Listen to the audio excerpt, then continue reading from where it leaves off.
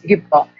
Pag may mga non-Catholics ko na mga kaibigan, pag kunyari may namatay, pag sinasabi kong, let's pray for the repose of the soul of, kunyari, ni A. Sabihin nila na patay na siya, hindi, may ginawa, tapos na yung life niya sa lupa. So kung ano man, yung ginawa niyong buhay pa, yun yung magiging judgment sa kanya. Wala na tayong way para ma-save pa. Tapos ano po yung biblical ng purgatory? Kasi hindi sila naniniwala sa purgatory. Yung follow-up question.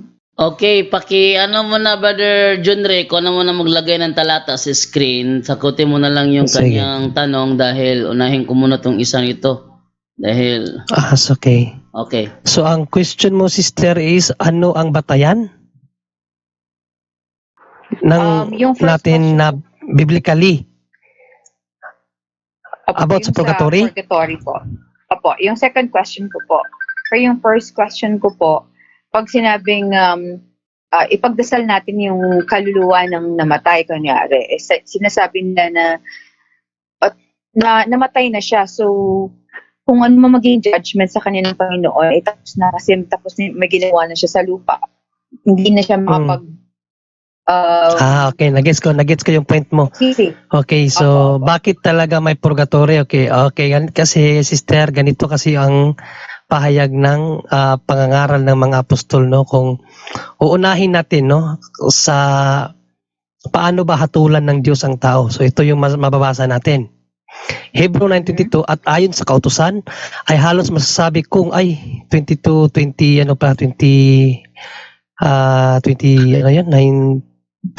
ba? 27 ito. At kung paanong itinakda sa mga tao ang mamatay na minsan at pagkatapos nito ay ang paghuhukom. So malinaw po dito sa talata na ito, after mamatay ang tao, may paghuhukom. Question. Dahil may hukom, ano ang hukom?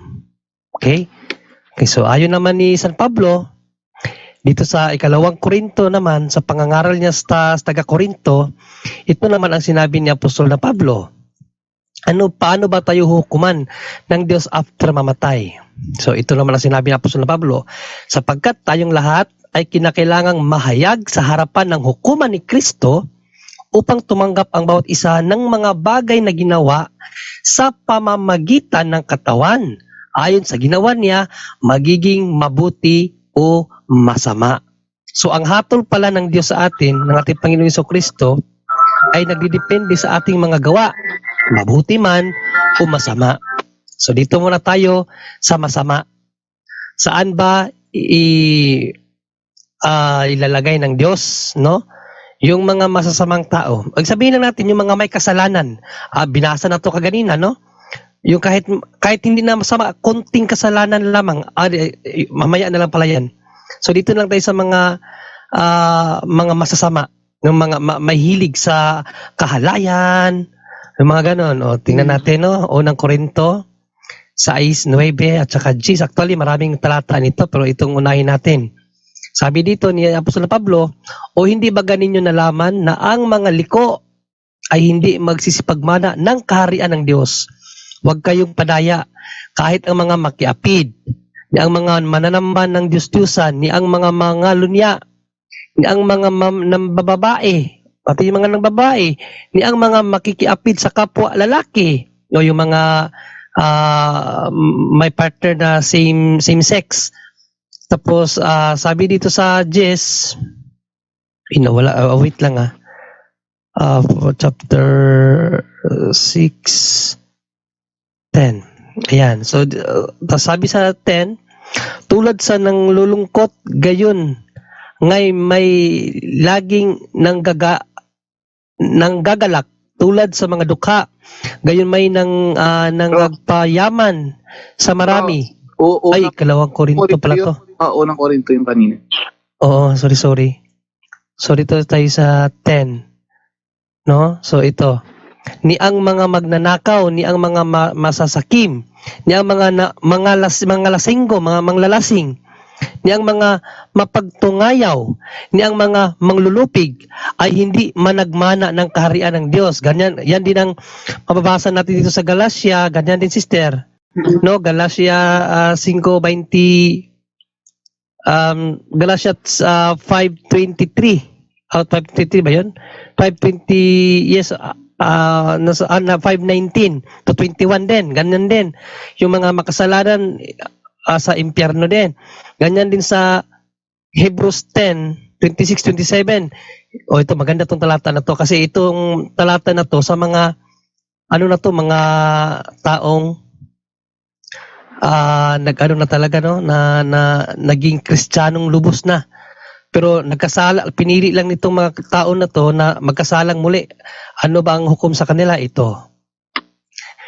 Sapagkat kung ating sinasadya ang pagkakasala pagkatapos nating matanggap ang pagkakilala sa katotohanan, ibig sabihin, Panginoong Jesucristo, no, yung mga pangaral ng katotohanan, ay wala nang haing natitira pa tungkol sa mga kasalanan, kundi isang kakilakilabot na paghihintay sa paghuhukom at isang kabangisan ng apoy na lalamon sa mga kaaway.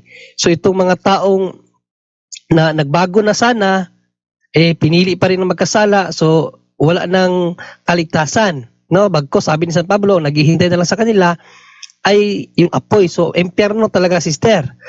May impyerno yung mga mahukuman na may kasalanan. So sa mga tao naman na nagpagal, no? Like ni San Pablo, sabi ni San Pablo, natapos ko na ang aking pagpapagal dito sa lupa, handa na akong tanggapin ang kuruna ng buhay, no, na ibigay sa akin ng Diyos. So sa langit naman sila. Halimbawa dito sa Apokalipsis 3:5-6. Ito naman ang ating mababasa. No, yung mga taong nagtagumpay sa pakikipaglaban dito sa mundo. Ngayon, mayroon kang ilang pangalan sa Sardis na 4 pala to. 5. Ang magtatagumpay ay daramtang gayon ng mga mapuputing damit at hindi ko papawiin sa anumang paraan ang kanyang pangalan sa aklat ng buhay at ipapahayag ko ang kanilang pangalan sa harapan ng aking Ama at sa harapan ng kanyang mga anghel. So ito yung mga nagtagumpay na ito yung sumunod, no, sa utos ng ating Diyos, no? Nagpakabait talaga ba? Hindi gumawa ng kasalanan, talagang sumunod sa lahat ng utos ng Diyos. Ngayon, may isang lugar na sinabi dito, binasa natin kaganina, na patutunguhan din ng mga tao, no? Ito. May isang lugar dito na patutunguhan at hindi papasok doon sa anumang paraan ang anumang bagay na karumal-dumal o siyang gumagawa ng kasuklam-suklam at ng kasinungalingan, kundi yaon lamang ng mga nakasulat sa aklat ng buhay ng kordero. So, may mga bagay din na hindi makakapasok sa langit. Pero tandaan natin na kahit na lugar yan na ang mga tao na hindi makapasok sa langit, hindi naman lahat ng hindi makapasok doon tatapon sa impyerno. Bakit? Ayon kay San Pablo, sa unang Korinto 3:15, ito ang kaniyang pahayag. Nakasunod ka ba, sister? Opo. No? Sabi kasi ni San Pablo ito, kung ang mga gawa ng sinuman ay masunog, ay malulugi siya, ngunit siya sa kanyang sarili ay maliligtas. Gayon may tulad sa pamamagitan ng apoy. So meron palang mga nilalang ng Diyos na susunugin din, no? Basahin natin sa ibang version, baka maganda yung pagkasulat. Ngunit kung ito na may masunog, wala siyang tatanggaping gantimpala. Ganoon pa man, maliligtas siya. Ngunit tulad lamang ng isang taong nakaligtas sa sunog na walang nakaligtas sa kagamitan. So, may isang estado sa buhay ng tao na susunugin din. Pero ang sunog na yan, mayroon pang kaligtasan. No, sa magandang balita nga natin basahin para hanap tayo ng magandang version na madaling maunawaan. Ngunit kung masunog naman, mawawalan siya ng gantimpala. Gayon man, maliligtas siya, kaya lang ay para siyang nagdaan sa apoy. So yung apoy na yan, sister, yan yung estado ng tao na pupuntahan na para siya ay malinis. So dito po ang concept of purgatory. Kasi ang purgatory, ayon sa teaching ng simbahan, is a Purification. cleansing fire. Apoy na naglilinis. Para dalisayin tayo So, wala sapagkat pong- yan ang walang specific na purgatory talaga na nakasulat sa Bible na yung purgatory. Wala talaga. kasi kung maghahanap ka ng letter for letter, sister, Maliit dapat lang. Spanish ating basahin na Bible. Mamaya pagdating ni Libro Jando, pababasahin natin sa Espanyol, no? Andito ako. Yang apoy na yan, yang apoy yan, yung purgatory. Yang apoy na yan. Sabi ng Panginoong Jesucristo, sapagkat ang bawat isa'y dadalisayin sa apoy. Oo. So may pagdadalisay sa apoy. So yung apoy na yan, purgatory yan. Basahin mo nga, Bro Jando, sa Espanyol, Bro Jando. Naghahanap kayo ng letra por letra, dalawa to letra por letra ko dito eh. Tandaan mo, sister, yung purgatorio, hindi yan Tagalog na salita. That is Espanyol. Kaya kung may naghahanap sa iyo niyan, pabasahin mo siya ng mga Espanyol na Bible. At much better Latin kasi nag-derive yan sa Latin na purgationem. Mababasa yan sa mga Latin Bible at Spanish Bible. Pero sa Tagalog niyan, apoy yan, sister, ito cleansing fire yan. Panginoong Jesucristo mismo nagsabi niyan, cleansing fire. Pakibasa mo dyan do yung ano, bro. Ito ay yan sa SK na hindi makita si Messenger test sa ano lang sa Zoom lang o sa YouTube live. Tingnan mo YouTube live natin. Andun sa screen. Ito ay picture ko galing sa La Sagrada Biblia. Yan, La Sagrada Biblia actually, yan nakalagay ayan Epistola 1 a los Corintios, kapitulo 3. So ito ay nasa unang Korinto 3. Ito naman sa sa 9 nakalagay dito, Premio y Purgatorio. Yan. Premio y Purgatorio. So, meron talaga siyang purgatorio. Meron ding isang, pero hindi ko alam kung anong salin nito dahil hindi ko na itanong ito bago ko ipa-Xerox. Nakalimutan ko ring kunin ng niya, ang title ng libro. Paminsan-minsan lang kasi bigla lang to pagkapunta niya eh. Kaya hindi ko nakuha yung yung kanyang anong version ito. Pero dito mababasa rin dito letra por letra din purgatorio, pero ando naman to sa unang unang Pedro ba to? O teka, double check ko lang ha. Unang Pedro 3:19. Ayan Pero literal po ba yun na cleansing fire ang purgatory? Yes, Literal po. Yes, literal po. Yes, sister, kasi yan ang turo ng simbahan. At kahit si Panginoong Jesucristo nga, di ba, sinabi nga niya, di ba, lahat ay dadalisayin sa apoy, ayan, no? Ayan. For everyone will be salted with fire. Fire talaga yan, sister.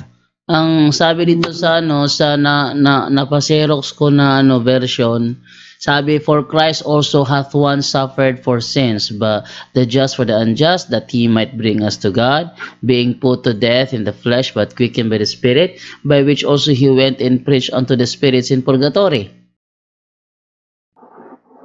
Hindi ko naman to gawa-gawa dahil hindi mo ako marunong gumawa ng mga Kaya eto ngayon, ito yung saan ba yun? Nawala. Ayan. So, ang ginawa ko ngayon dito, nung huli ko na nakita to na nakita ko, tinanong ko na ngayon kung sino yun, di rin nila maalala kung anong pangalan nun, di ko nakuha kung anong version ng Biblia ito.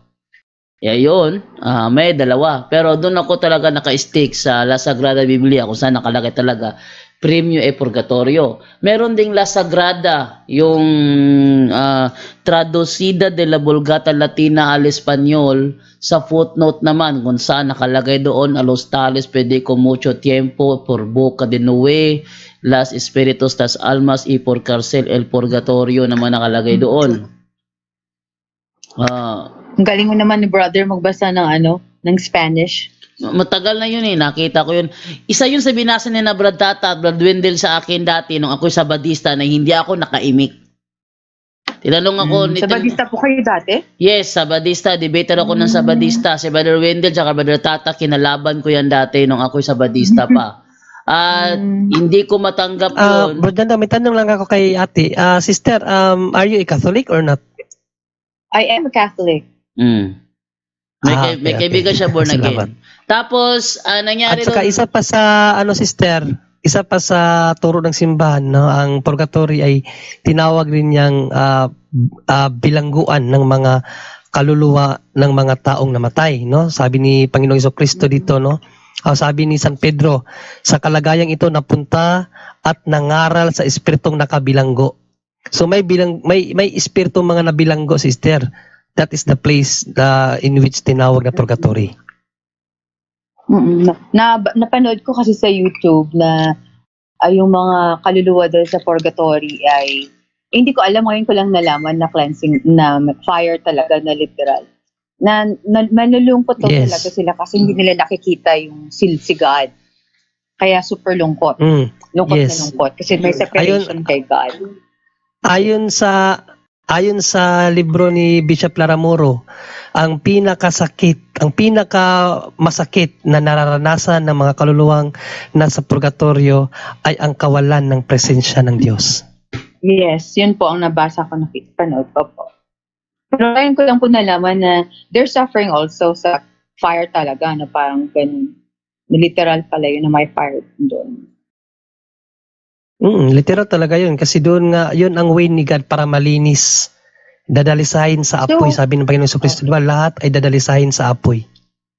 So brother, anong isasagot natin sa mga hindi Catholic na nagsasabi na, kunyari, may namatay, tapos ipagdasal natin siya. Sabi nila, ang ipagdasal natin ay yung mga kamag-anak, yung mga naiwan. Hindi yung namatay. Kasi yung namatay, hindi na siya masave kasi tapos na yung buhay niya.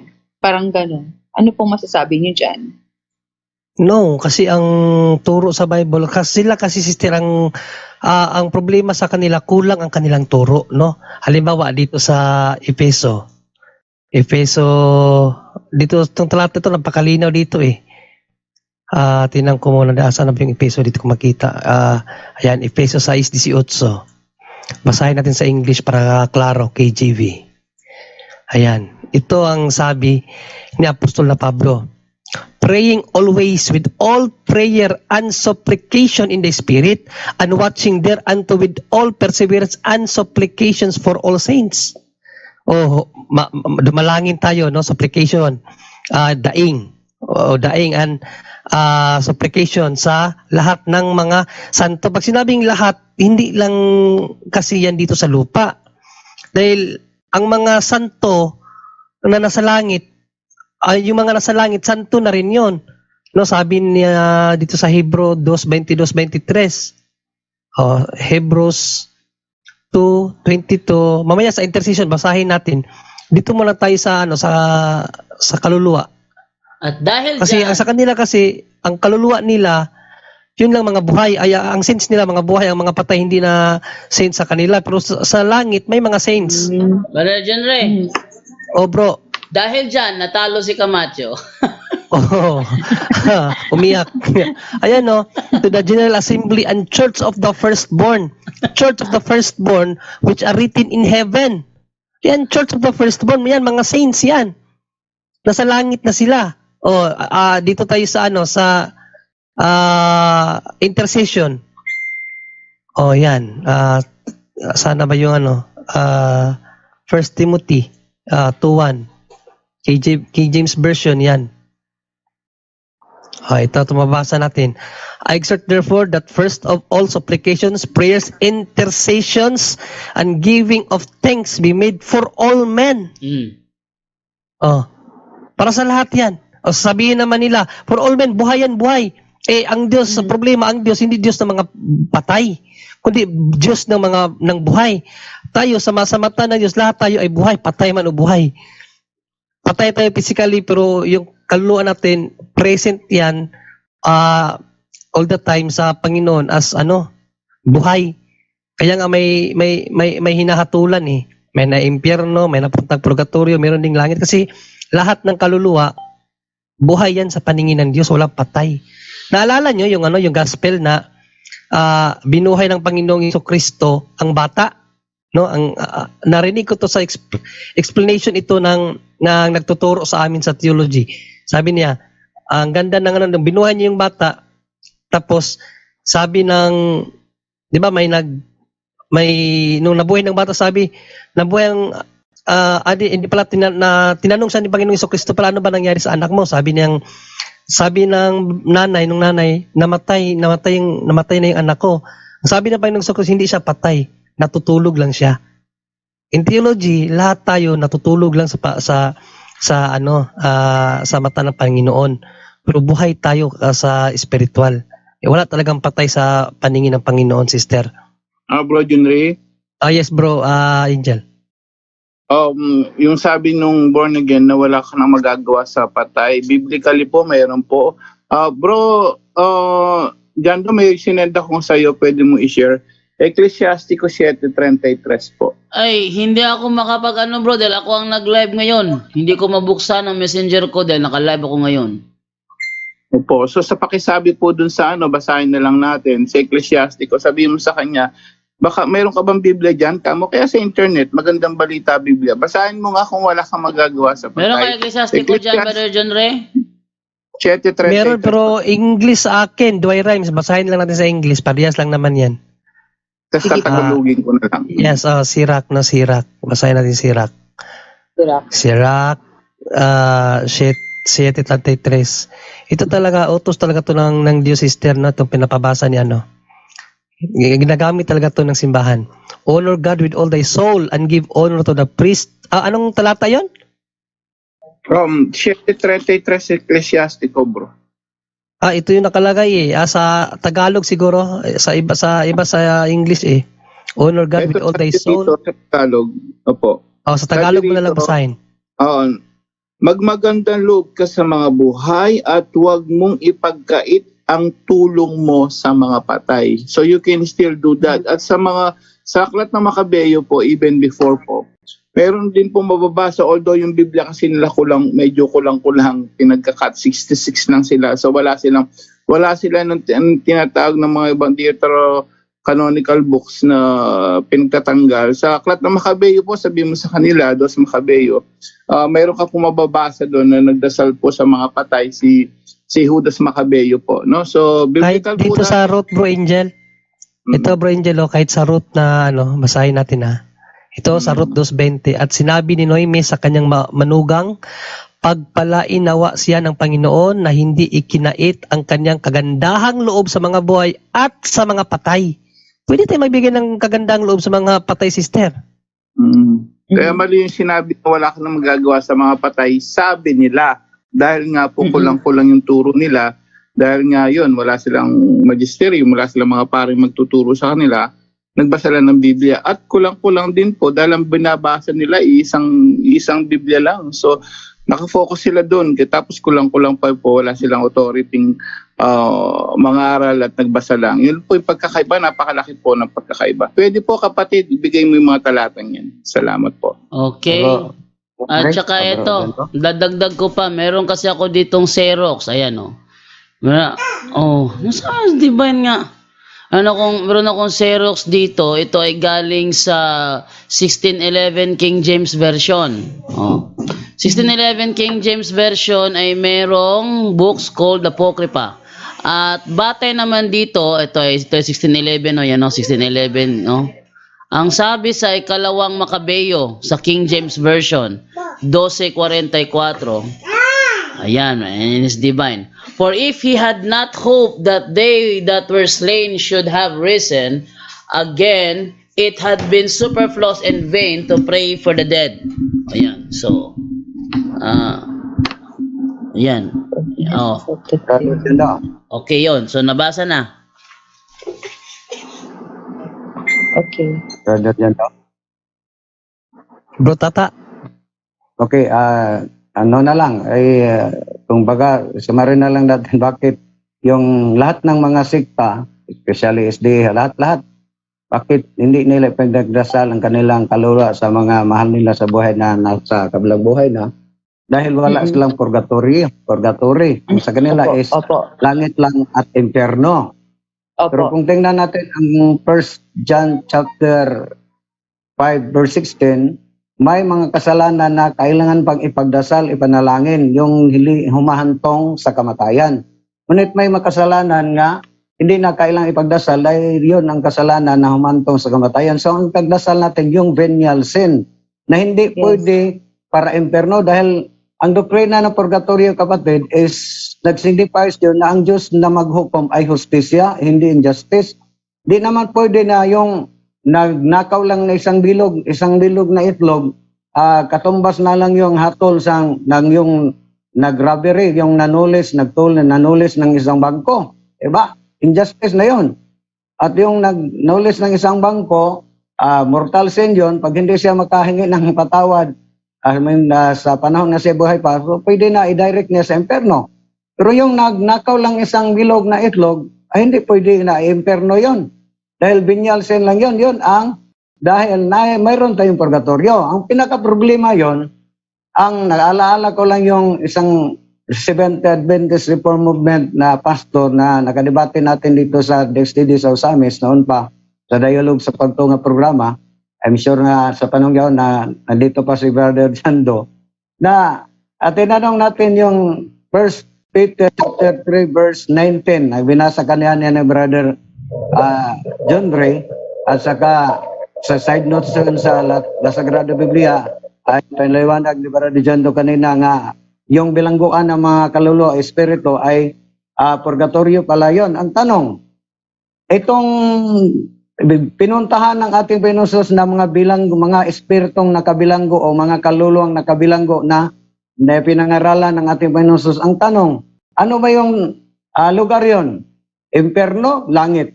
Para sa kanya. So, di naman pwede parang impyerno dahil ang impyerno, external damnation, pahayag 20 Gs. Wala nang kaligtasan. Araw-gabi hanggang forever and ever.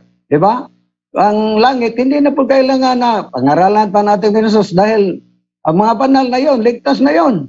Pero may pinuntahan ng ating Panginoon na isang lugar na yon ang dinify ng simbahan na purgatorio, purgatory, bilangguan ng mga kaluluwa. At sabi may nabasa naman tayong purgatorio, ang sabi ng isang pastor na SD, yun pala, purgatorio rin para sa'yo. Pero ang pantanong, ano bang mga measurement yon kung purgatory yon? At tinanong na ako sa mga measurement. So yon mga kapatid, ang sa atin, bakit hindi nila panagdasal yung mga kaluluwa sa kanilang mga mahal sa buhay na nasa kabilang buhay na dahil wala silang purgatorio. Para sa kanila, langit lang ang impyerno.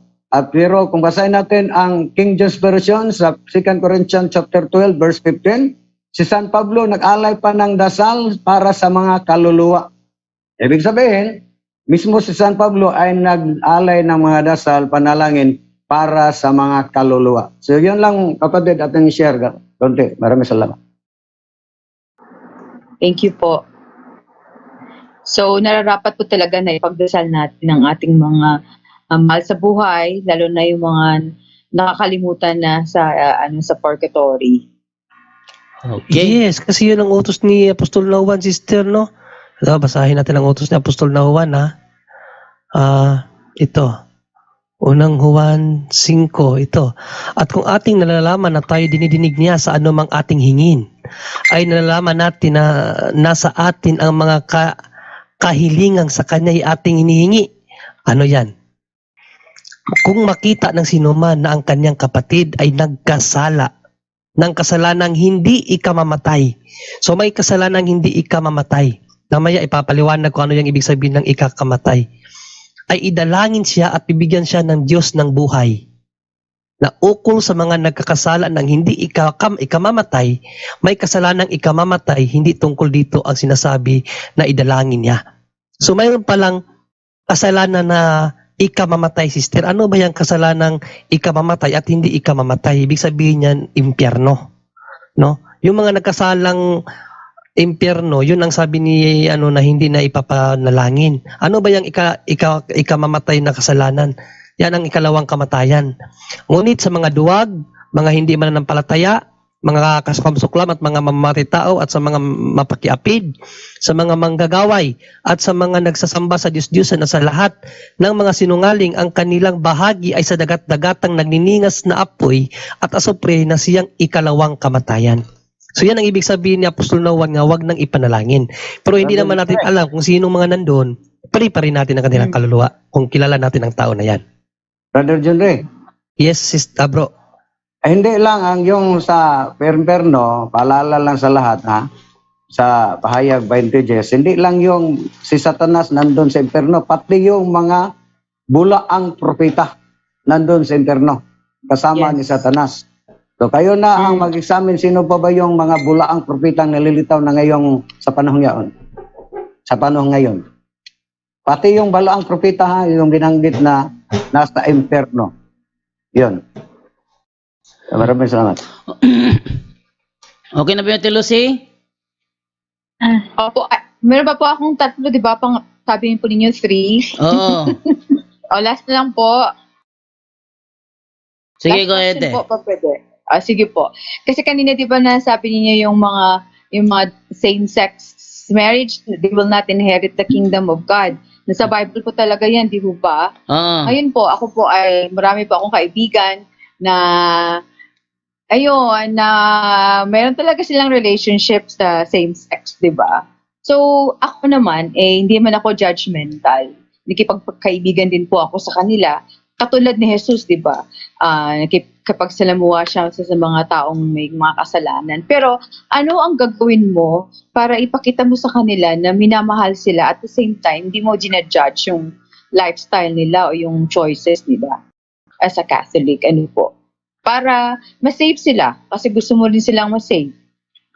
Ang gawin mo lang is wag mong hamakin ng kanilang sitwasyon na ganyan ang kanilang pagkatao. Ang sa atin lang is wag nating i-encourage yung ginagawa nilang same-sex relationship. Yun lang. Wag mo nating Yes, i-encourage. at tandaan mo, sister. Yung kanilang pagiging bakla, hindi yan kasalanan. Ha? Kasi hindi naman nila kasalanan. Hindi naman nila kasalanan na sila'y have relationships. hindi naman nila kasalanan na sila'y pinanganak na talagang kumikending. Pero yung kanilang same-sex na relationship, yun ang ating i-discourage. Mas Kaya magandang sabi ko, you act on it, that's a sin already. Kung nararamdaman mo, ginawa din yan ng Diyos But once you acted on it, that's a sin already. Kasi yung God did yung not Sodoma make at Adam Gomorrah, and Eve. Yung Sodoma at Gomorrah, yan ang isa sa mga reason ba't sila sinunog. At saka yung about sa tanong mo kanina, sister, na paano mo ipapakita na kasi bilang Katoliko dapat love din natin sila, no? Yes. Yung pagsasabi ng katotohanan. Love natin sila. Yung pagsasabi sa kanila na mali yung pakikipag-sex marriage, mali yung pakikipag-talik ng lalaki sa lalaki, biblically, na binasa na natin kaganina, narinig mo naman na yan ay walang puwang sa langit. Mali yan. So yung pagsabi sa kanila ng ganan, hindi yun paghamak sa kanilang kasarian. No, kundi pagpapagising sa kanila sa katotohanan na mali yung gawain na yan. Sabi nga ni Bro Jando, hindi man mali na maging ganyan sila. Dahil sa panahon talaga natin, dati pa, mayroon talagang mga ganyan na tao. Ang mali doon, yung gawain. So yun ang dapat na isabi sa kanila. Ako, hindi ako nahiya ng sinabi ko sa kuya ko yan. Kasi kuya ko bading Kaya, sinabihan ko talaga siya. Tapos sabi ko, mangumpisal ka, punta ka sa, kumpisal. Yung kuya ko na nakinig siya sa akin. Pero di ko lang alam sa ngayon kasi alam mo naman, yung mga bading talagang may spirit yan na something. Naway, nagpatuloy siya dun sa advice ko sa kanya. Kasi talagang nagpasama siya sa pare. Nangumpisal talaga siya. Kasi nakita daw niya ako kung gaano ako ka-init sa programang Punto por Punto. Kaya na-encourage ko siya. Pinagsabihan ko dahil yung gawain mo na yan. Sabi ko, alam ko na naniniwala ka sa Diyos. Huwag mong hayaan na yung paniniwala mo na yan ay masayang. No? Bumalik ka sa Panginoon. Sabi ko sa kanya, mangumpisal ka, ihingi mo ng patawad lahat ng ginawa mong karumal-dumal sa paningin ng Panginoon. Sa awa naman ng Diyos, nakinig ang kuya ko. At yun, nag-confess siya. Hindi ko lang alam sa ngayon. Kasi hindi ko kasi naman na pinapalo up. At least nasabihan ko. Alam bro, naman nila na mali pero parang wala silang control over it. Idagdag po natin kapatid, no? Actually, utos yan. Dapat sabihan sila. Ang tawag dyan, sin of omission pag hindi nyo po sinabihan. Pero, pag sinabihan nyo sila in a nice way, Santiago 4:17 nga po, Bro Jando. Okay, Santiago 4:17. Ito ang sinasabi. Ang nakakaalam ng mabuti na dapat niyang gawin ngunit hindi ito ginagawa ay nagkakasala. Yan. Yun nga. Ayan. So, delikado po yan sa lahat ng mga nakikinig ngayon, no? May mga kamag-anak kayong gumagawa ng kasal. Hindi lang naman po, hindi naman same-sex, mga same-sex marriage, relationship. Hindi naman po lang yun, marami pang kasalanan ng tao na ang mga tao ay pinababayaan yung lalo, kahit nga pamilya nila Pero the problem is paano mo i-approach, baka magalit sila, no? Yes. So, in a nice way, pero marami talaga magagalit pa rin, hindi natin may iwasan yung kapatid. Pero experience din niya, tingnan mo, nag-approach siya in a nice way si Brad Junri. Ako naman po noon, sinabihan ko naman yung lay minister ko, lay minister pa yun nung nasa Pilipinas pa po ako, yung makasama ko, mga matatanda na yun. Nung hindi pala sila kasal sa pare, pero hindi alam ng pari namin. So nung nag-aaral na rin po ako sa Biblia, no, kabisado ko na yung mga talatang So nung nag-Bible study kami, doon ko nalaman na marami pala sa kanilang hindi kasal sa pare. So nung sinabi ko doon sa binasaan ko sila, in a nice way po, approach na kasi kailangan diyan sa mga nakikinig ngayon, no. Mag-approach kayo dapat yung tamang approach, hindi yung alam mo impyerno ka diyan, yung mga ganun na approach, no. Kailangan din may alam din tayo kasi hindi natin pwedeng sabihin na kasalanan kung wala tayong basihan Kaya dito sa punto por punto, lagi namin sinasabi, dito may batayan kami. Kaya hindi kami pwedeng dito kahit sino Walang makakatutol sa mga sinasabi namin dahil may batayan, biblically at catechism. So, ang isang sinabi ko nag-Bible study kami, mga brad, baka meron pa po hindi kasal sa inyo. Ito po yung talata. Alam mo po, maniwala kahit hindi. Tatlo ba yun o dalawa? Sabi ko, ayun po yung sinasabi ng Biblia at pwede niyong itanong kay Father. Sabi ko, dahil mga lay minister, no? So, nagtanong sila kay Padre. Actually, nung binasaan ko sila, ganun ba yun? Sabi nila, mga may edad na yun na lay minister, matagal na. Hindi pala, kasalanan pala yung hindi kasal, ganito, ganun. Ka lang kami, civil lang. So, sige, tanong nyo kay Father, baka to confirm. In a nice way po, alam niyo po, nung tinanong nila kay Father, sinabi ni Father, hindi talaga kayo pwede mag-serve. Maniwala po kayo, hindi na sila nag-serve. Kinausap ako, nagpasalamat pa. Nagpasalamat pa sa akin, Brad. Salamat, nalaman ko to. Why? Kasi ina-approach ko sila sa magandang approach. But, and at the same time, mayroon akong batayan.